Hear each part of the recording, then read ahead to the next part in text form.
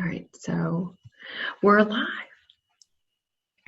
You can head anytime you want. All right. Hey, everybody. Evan and Corinne here. And we figured, because Zoom is so popular these days, we figured we would come live and direct with a market update and kind of let you guys know and fill you in on sort of what we see happening, what was happening in the past, and sort of what to expect in the future, just kind of based on our experience. So do you have anything to add to that before we take it away?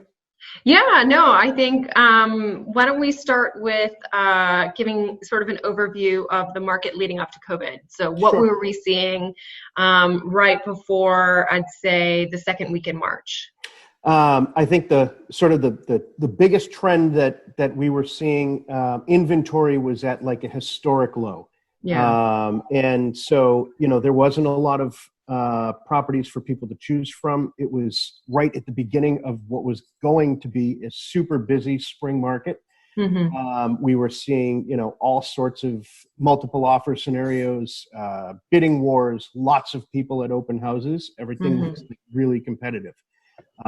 Even with sort of the news that, the coronavirus, COVID-19, was on its way here, it didn't really slow things down until the lockdown went into place.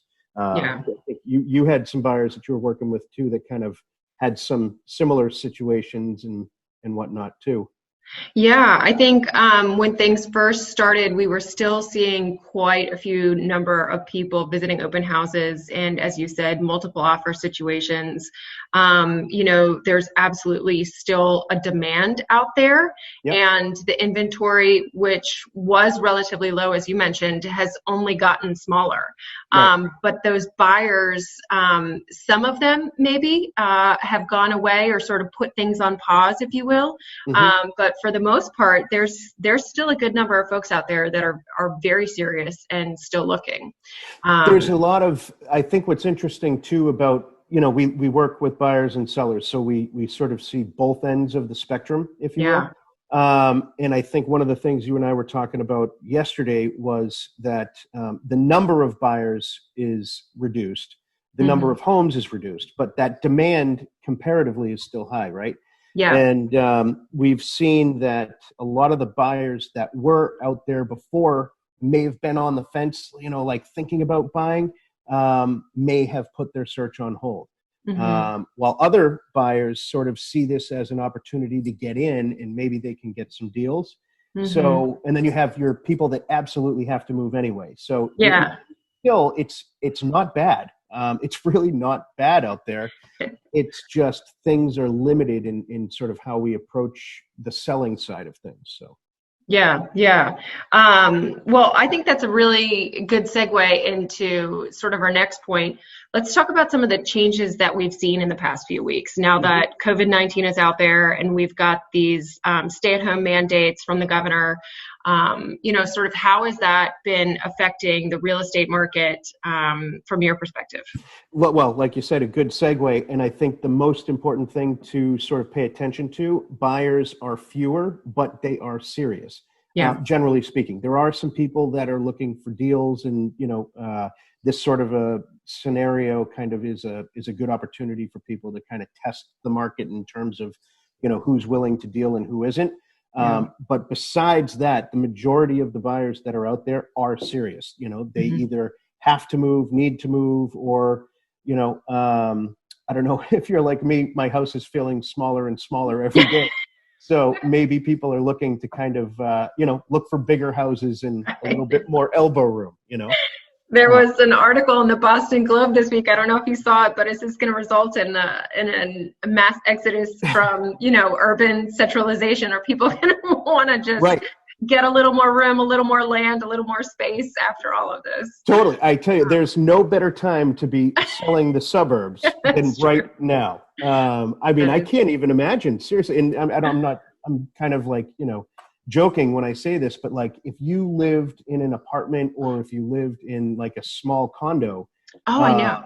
how would you manage? I can't even imagine, I mean, I'm sure there are plenty of people out there that are doing it, and I'm sure they love it. But I did have a similar conversation with a neighbor across the street yesterday, because I've spent about 90% of this time in our yard. Yeah. And our ongoing joke is everybody's yards are going to look immaculate. Yeah, right. After all of this, it's just, It's funny, normally most times of the year you hate doing yard work. Yeah. And now it's like, give me something to do. I know.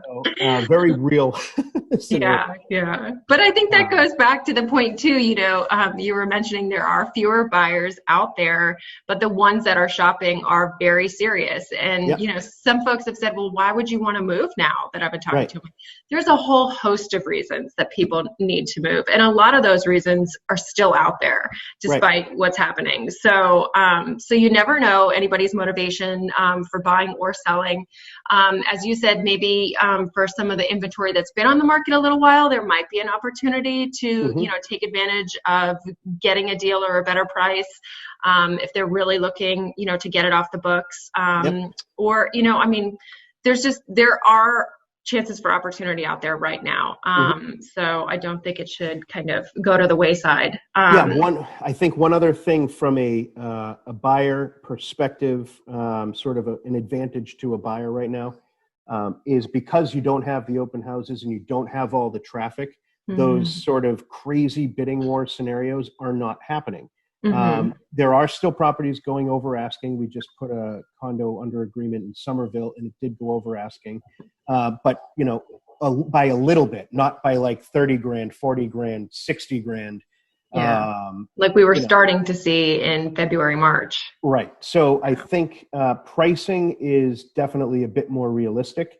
And I think that, sellers may not be hitting that sort of, lottery home run type of deal. But they are getting fair prices for their house. So that's all good.